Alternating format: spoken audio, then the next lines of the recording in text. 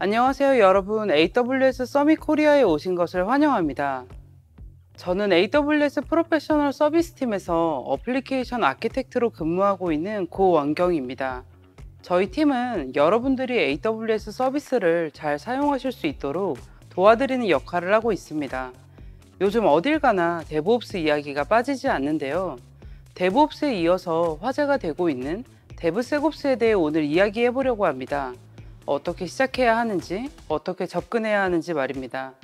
본격적으로 발표를 시작하기 전에 오늘 세션은 AWS 환경 위에서 워크로드를 운영해 보셨거나 데브옵스를 위한 CI/CD 파이프라인을 구축해 보신 분들을 대상으로 진행된다는 점 양해 부탁드립니다.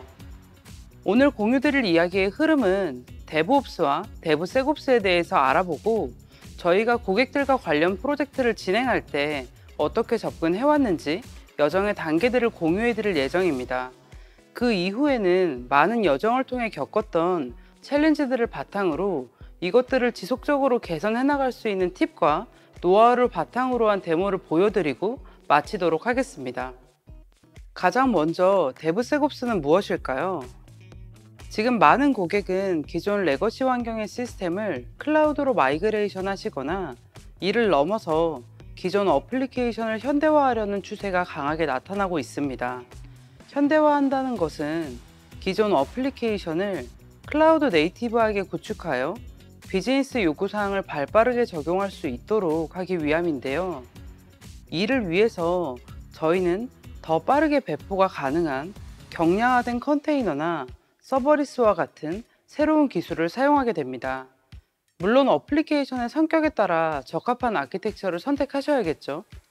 그렇다면 민첩한 어플리케이션을 구축하기 위해서 새로운 아키텍처나 새로운 기술 말고 또 무엇이 필요할까요? 바로 데브옵스입니다. 현대화의 추세에 맞추어 데브옵스와 데브세곱스는 선택이 아닌 필수 사항으로 자리 잡게 되었습니다. 결론부터 말씀을 드리자면 데브옵스와 데브세곱스는 공통의 목표를 가지고 있습니다. 더 빠른 시간에 더 많은 가치를 지닌 어플리케이션을 만들어내는 것이 목적인데요. 이를 위해서는 소프트웨어를 개발하는 과정에 내부의 퀄리티를 보장해 주도록 빌트인 퀄리티가 내장된 자동화된 소프트웨어 라이프 사이클이 필요합니다.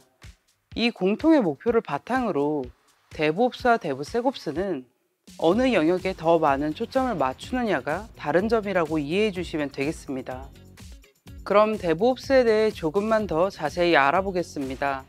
데브옵스는 어플리케이션과 서비스를 빠른 속도로 제공할 수 있도록 조직의 역량을 향상시키는 문화, 철학, 방식 및 도구의 조합 모두를 포함합니다. 제가 말씀드렸던 항목에 단순히 기술이 아닌 문화와 철학, 방식이 포함된다는 점을 기억해 주시기 바랍니다. 단순히 자동화된 배포 파이프라인을 가지고 있다고 해서 데브옵스를 잘 하고 있다고 보기는 어렵다는 것이죠. 이는 저희가 일을 하는 방식에서부터 변화가 필요함을 의미합니다. 그렇다면 데브세곱스는 무엇일까요? 좀 전에 말씀드렸던 것처럼 데브세곱스와 데브옵스는 크게 다르지 않습니다. 데브옵스의 연장선상에서 보안 정책의 자동화된 시행을 달성하기 위해 저희가 가지고 있는 기술력을 이용하고 이 외의 문화, 방법 및 도구를 모두 포함합니다. 결국 데브옵스라는 큰 틀에서 보안의 영역을 중요하게 다루는 것이라고 보시면 되겠습니다. 궁극적으로 데브세곱스가 이루고자 하는 것은 자동화된 소프트웨어 라이프 사이클 위에서 자연스럽게 위협을 탐지하고 이를 통해 위협을 사전에 예방하고 이를 제어할 수 있는 능력을 향상시키는 데 있습니다. 데브세곱스를 통해 이루고자 하는 것에 대해 좀 더 자세히 알아보겠습니다. 기존의 데브옵스의 경우 민첩한 개발에 많은 초점이 맞춰져 있었는데요.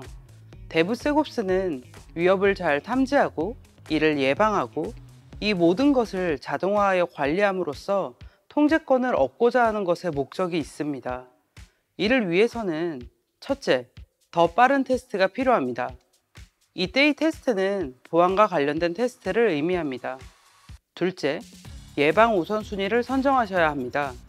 아무리 많은 테스트를 수행하시더라도 결과에 따른 우선순위를 지정할 기준이 필요합니다. 셋째, 반응형 제어를 통한 탐지가 필요합니다. 자동화된 지속적인 테스트는 위협이 큰 문제가 되기 전에 식별하는 데 도움이 됩니다. 그리고 식별 이후에 보안 위협에 대응할 수 있도록 프로세스와 도구를 제공해야 합니다. 마지막 넷째, 이 모든 과정이 매뉴얼 작업이 아닌 자동화가 필요합니다. 보안 제어 및 테스트는 개발 수명 주기의 모든 곳에 초기부터 포함되어야 합니다. 결국 제가 말씀드린 이 네 가지는 저희가 개발하는 어플리케이션의 보안 관점에서의 빌트인 퀄리티, 즉 퀄리티를 내장시키기 위한 라이프 사이클을 생성하는 것입니다. 그렇다면 데브세곱스를 본격적으로 진행하고 싶을 때 어떤 항목들을 살펴봐야 할까요? 다양한 항목들이 존재하겠으나 저희는 오늘 크게 두 가지 항목을 말씀드리고 싶습니다. 첫 번째, Security of the Pipeline, 두 번째, Security in the Pipeline입니다. Security of the Pipeline은 파이프라인 자체의 보안을 의미합니다. 그리고 Security in the Pipeline은 파이프라인의 워크플로우를 통해 관리되는 소프트웨어 보안의 전반적인 것들을 모두 포함합니다. 예로 여러분들이 자동화된 CI/CD 파이프라인을 IAC 기반으로 생성하셨다면 그 코드의 보안과 파이프라인 안에서 사용하는 암호화키 등은 Security of the Pipeline에 포함됩니다. 그리고 이 파이프라인 위에 소나큐브와 같은 어플리케이션 취약점을 파악하기 위한 항목은 Security in the Pipeline에 포함됩니다. 사실 이 두 가지 항목에는 굉장히 많은 하위 항목들이 존재하는데요. 오늘 그 부분에 대해 다루지는 않을 예정입니다. 지금까지 데브세곱스에 대한 전반적인 내용을 알아보았습니다. 그렇다면 실제로 데브옵스 체계가 잡혀있지 않은 조직에서 이를 적용하고자 할 때 어디서부터 어떻게 시작해야 할까요? 엔터프라이즈 레벨에서는 실제로 데브옵스를 도입한다고 하였을 때 관련 프로젝트가 진행되고 거기에 따른 결과가 필요합니다. 과연 이때의 결과를 어떻게 측정할 수 있을까요? 저희 AWS 프로페셔널 서비스 팀에서는 데브세곱스 여정의 시작을 데브옵스 어세스먼트부터 시작하게 됩니다. 현재 상황을 분석하고 수치화하여 이를 바탕으로 개선하기 위한 액션 아이템들을 도출합니다. 두 번째 단계는 이렇게 도출된 액션 아이템을 바탕으로 현재 비즈니스의 목표와 일치하는 방향을 설정하고 이를 큰 그룹 단위인 에픽으로 분류합니다. 이때 목표뿐 아니라 기간과 큰 우선순위를 함께 정의하게 됩니다. 예를 들어 2달의 시간 동안 자동화된 파이프라인 하나를 만들 거야 라는 목표 설정을 하셨다면 세 번째 단계부터는 실제로 이 목표를 실현하기 위해 작은 단위로 계획하고 개발하고 리뷰하는 과정을 반복하게 됩니다. 방금 말씀드린 단계들을 하나씩 조금 더 자세히 알아보도록 하겠습니다. 첫 번째 단계인 데브옵스 어세스먼트의 경우 조직, 문화, 보안, 아키텍처 등 여러 관점에서 인터뷰를 진행하고 이 결과를 분석합니다.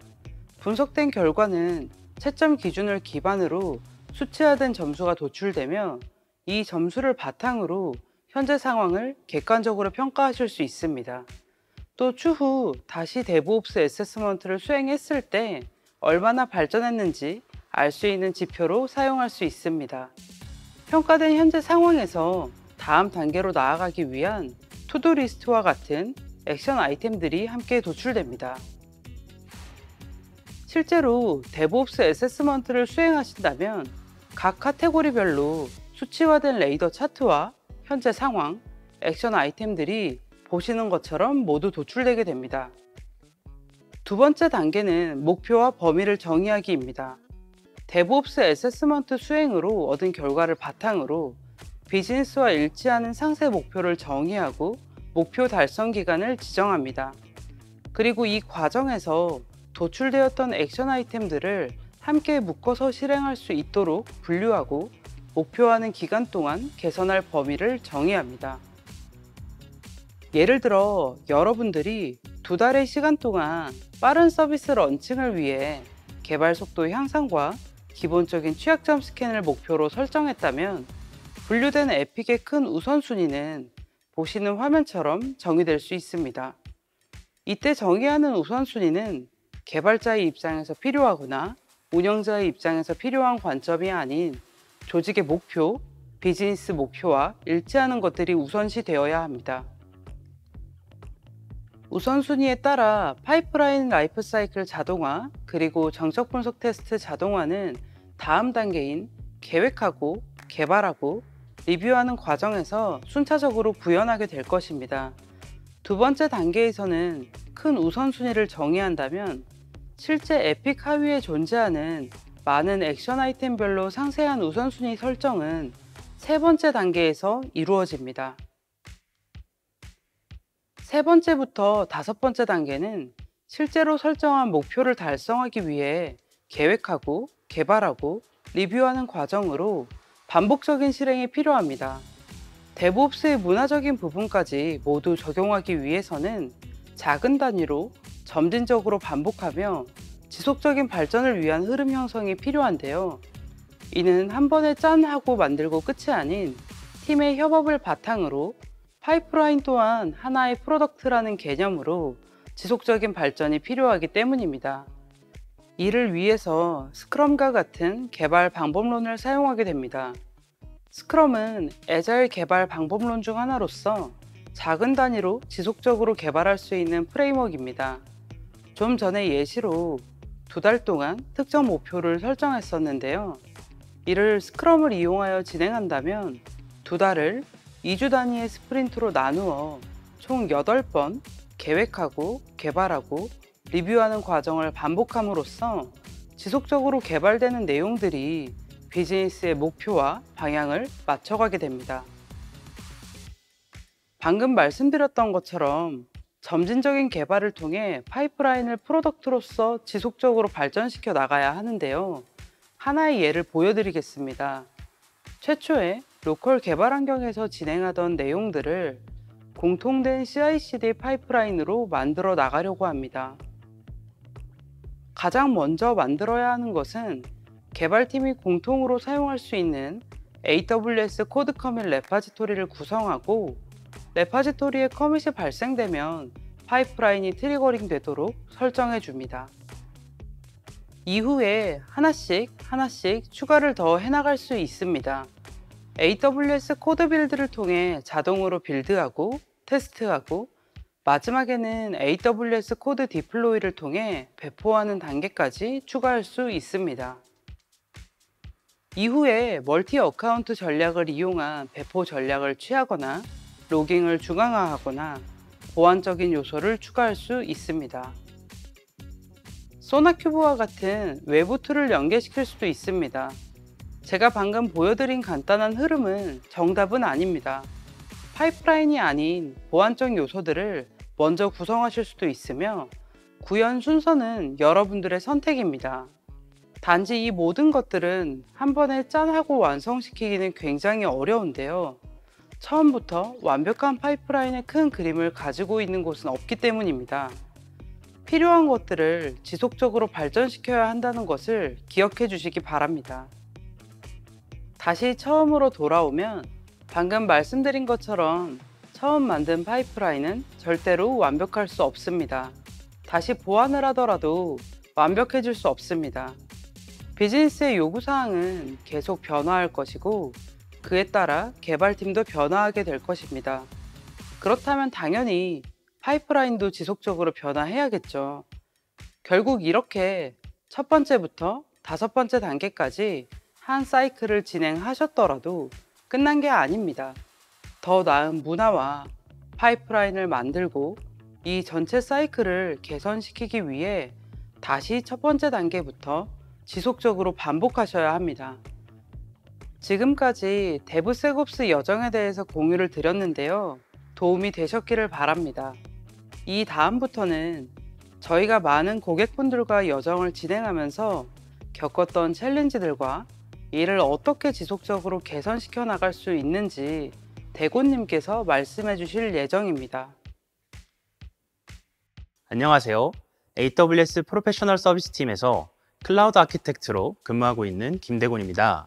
원경님께서 데브세곱스 여정에 대해 간략히 설명해 주셨고 저는 데브세곱스 여정에서 마주한 문제들과 이를 지속적으로 개선하고자 했던 내용들에 대해서 공유드릴 예정입니다. 기존에는 운영 환경에 어플리케이션이 배포되기 전 혹은 검증 환경에서 보안과 관련된 테스트 및 리뷰가 이루어지고 있었습니다. 하지만 기존 방식에서는 문제를 발견하고 해결하기까지 많은 시간과 비용이 들기 때문에 Shift Security Left라는 개념을 바탕으로 가능한 빨리 보안 위험 요소들을 제거하고자 노력하였습니다. 개발 단계에서부터 보안과 관련된 테스트를 진행하고 보안 위험 요소들을 보다 빠르고 적은 비용으로 해결하기 위해 점진적으로 CI/CD 파이프라인을 고도화해 나갔습니다. 하지만 시간이 지남에 따라 여러 가지 문제에 마주하게 되었습니다. 보안 때문에 개발을 하지 못한다, 개발 생산성이 떨어진다 와 같은 피드백이 아래와 같은 문제들 때문에 점점 발생하기 시작했었습니다. 첫 번째로 CI/CD 파이프라인을 기반으로 개발 단계에서부터 보안과 관련된 테스트를 진행하기 위해 다양한 툴들과 통합해야 했습니다. 그리고 해당 툴들을 기존의 파이프라인에 어떻게 하면 개발 속도의 영향을 최소화하고 손쉽게 통합하여 테스트를 하는 환경을 자동화할 수 없을까라는 고민을 하게 되었습니다. 두 번째로 여러 툴을 통해 나오는 테스트 결과들을 하나의 통합된 플랫폼에서 모아서 볼 수 없을까라는 고민을 하게 되었습니다. 다음으로는 발견된 보안 취약점들에 대해서 정보보안 조직으로부터 실제로 조치가 필요한 취약점인지 아니면 관련이 없는 부분인지 빠르게 피드백을 받고 싶었습니다. 마지막으로 프로젝트를 진행하면서 상용 테스트 솔루션들을 구매하고 도입하는데 의사결정하는 시간이 걸렸기 때문에 오픈소스를 이용하여 빠르게 테스트할 수 있는 환경을 자동으로 구성할 수 있었으면 좋겠다라는 생각을 했었습니다. 그리하여 앞서 고민했던 부분들을 개선하고 고도화하기 위해 기존의 파이프라인 구조에서 아마존 이벤트 브릿지와 AWS 스텝 펑션을 사용하여 정적 어플리케이션, 보안 테스트, 자동화 워크플로우를 구축해 보았습니다. 이벤트 브릿지를 통해 코드 커밋에 폴 리퀘스트 생성, 삭제, 업데이트에 대한 이벤트를 필터링한 후 스텝 펑션을 트리거하여 정적 어플리케이션, 보안 테스트에 대한 자동화 워크플로우를 구축할 수 있었습니다. 다음으로 자세한 스텝 펑션 워크플로우를 보면서 어떻게 정적 어플리케이션, 보안 테스트에 대한 자동화 워크플로우를 구축할 수 있었는지 말씀드리도록 하겠습니다. 가장 먼저 테스트 환경을 구성하는 단계입니다. 풀리퀘스트가 새롭게 생성이 되면 테스트 환경을 구성하게 됩니다. 람다 함수를 통해 소나큐브 프로젝트를 생성한 후 parameter store에 프로젝트 키를 저장합니다. 다음으로 테스트를 위한 코드 빌드 프로젝트를 생성합니다. 테스트 환경이 구성이 되었다면 테스트를 실행하게 됩니다. 생성된 코드 빌드 프로젝트를 통해 테스트가 실행되고 10초마다 테스트의 상태를 확인하여 테스트의 완료 여부를 확인합니다. 또한 기존에 생성된 풀리퀘스트의 업데이트 이벤트에 대해서는 따로 테스트 환경을 구성하지 않고 바로 테스트 실행 단계가 수행이 되겠습니다. 테스트가 완료되었다면 테스트 결과를 리포팅하게 됩니다. 람다 함수를 통해 분석된 테스트 결과를 바탕으로 풀리퀘스트에 댓글을 작성하고 해당 풀리퀘스트에 대한 승인 여부를 업데이트합니다. 또한 SNS 및 시큐리티 허브에도 테스트 결과를 전달합니다.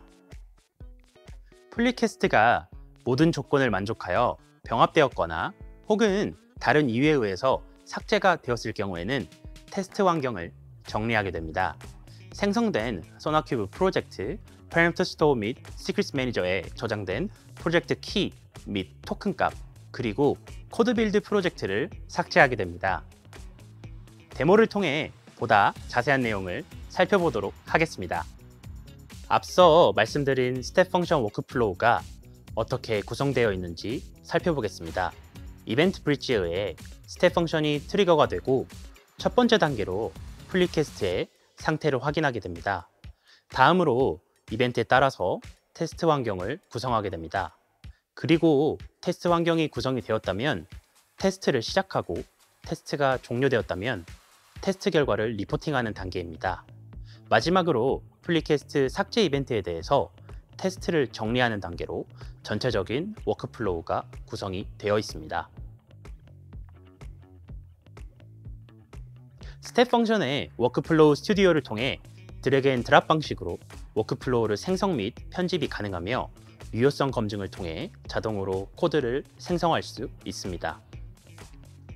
또한 새롭게 추가된 AWS SDK 통합 기능을 통해 200개 이상의 AWS 서비스 및 9,000개 이상의 AWS API를 직접 통합하여 워크플로우를 구축할 수 있습니다.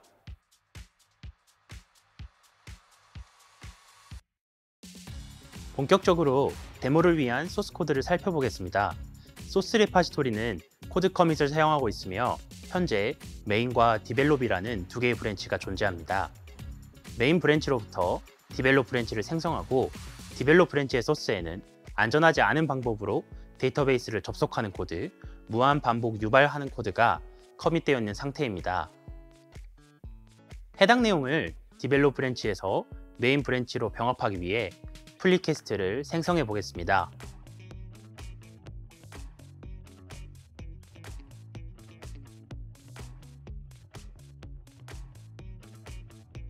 소스 브랜치와 대상 브랜치를 지정한 후 비교 버튼을 클릭합니다.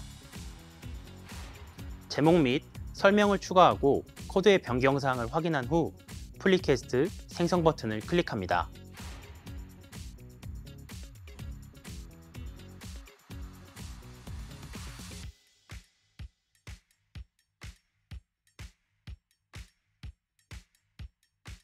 플리캐스트가 새롭게 생성되면 이벤트 브릿지를 통해 해당 이벤트가 발생되고 정적 어플리케이션, 보안 테스트를 위한 스텝 펑션이 트리거됩니다.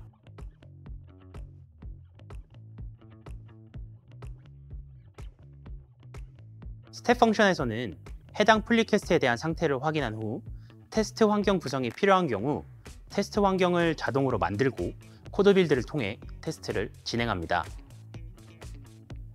테스트 진행 단계에서는 10초마다 코드 빌드의 상태를 확인하여 테스트 완료 여부를 확인합니다. 그럼 실제 생성된 코드 빌드 프로젝트로 이동하여 상태를 확인해 보겠습니다. 또한 생성된 코드 빌드 프로젝트의 구성값들이 잘 들어가 있는지 빌드 세부 정보를 통해 확인해 보겠습니다. 소나큐브 프로젝트 키 및 토큰 값이 환경 변수를 통해 저장되어 있는 것을 확인하실 수 있습니다. 코드 빌드는 람다 함수를 통해 생성된 소나큐브 프로젝트와 통신하여 테스트를 수행하고 프로젝트의 모든 단계가 성공한 것을 확인하실 수 있습니다. 스텝 펑션에서 테스트 완료가 확인이 되었다면 람다 함수를 통해 해당 테스트 결과를 분석한 후 테스트 결과를 리포팅하는 단계입니다. 아까 생성하였던 플리캐스트로 이동하여 상태를 확인해 보겠습니다. 댓글로 요약된 테스트 결과가 업데이트 되었고 테스트 결과가 에러 상태이기 때문에 해당 플리캐스트의 승인 여부는 업데이트 되지 않았습니다. 다음으로 스큐리티 허브로 이동하여 어떤 이슈가 발생했는지 확인해 보겠습니다.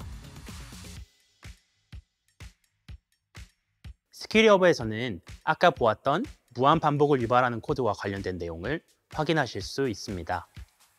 또한 안전하지 않은 방법으로 데이터베이스에 접근하는 코드에 대한 내용도 발견되었음을 확인하실 수 있습니다. 테스트를 통해 발견된 취약점들을 처리하기 위해 코드를 수정한 후 커밋을 하여 플리캐스트를 업데이트하겠습니다.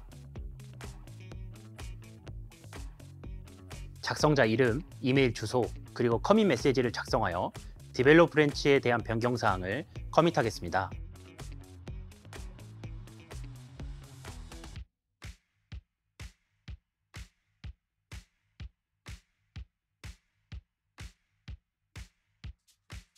코드가 변경되었음을 확인할 수 있고 플리캐스트로 이동하여 플리캐스트 업데이트 상태를 확인하겠습니다. 플리캐스트의 상태가 업데이트 되었기 때문에 이벤트 브리치에 의해 스텝 펑션이 트리거되어 정적 어플리케이션 보안 테스트가 실행되겠습니다. 기존에 테스트 환경을 구성해 놓았기 때문에 따로 추가적인 테스트 환경을 구성하지 않고 코드 빌드를 통해 다시 테스트가 진행됨을 확인할 수 있습니다. 코드 빌드는 기존에 생성되었던 소나큐브 프로젝트와 통신하여 테스트를 수행하게 되고 프로젝트의 모든 단계가 성공한 것을 확인하실 수 있습니다.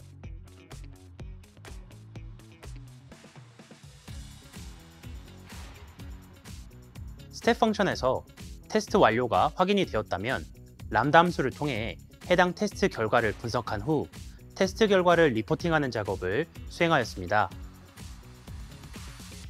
다시 플리캐스트로 이동하여 상태를 확인해 보겠습니다. 댓글로 요약된 테스트 결과가 업데이트되었고 테스트 결과가 OK 상태이기 때문에 해당 플리캐스트의 승인 여부가 승인됨으로 업데이트되었습니다.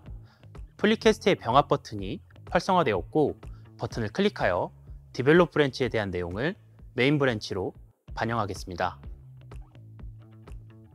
작성자 이름과 이메일 주소를 입력한 후 플리캐스트 병합 버튼을 클릭하여 해당 내용을 메인 브랜치로 병합합니다.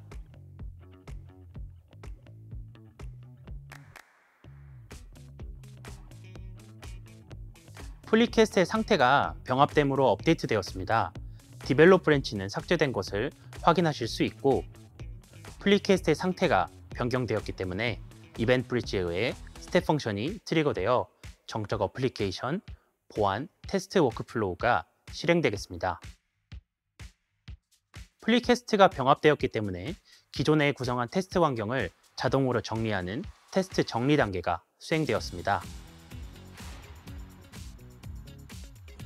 실제 코드빌드 프로젝트로 이동하여 해당 리소스가 삭제되었음을 확인할 수 있습니다.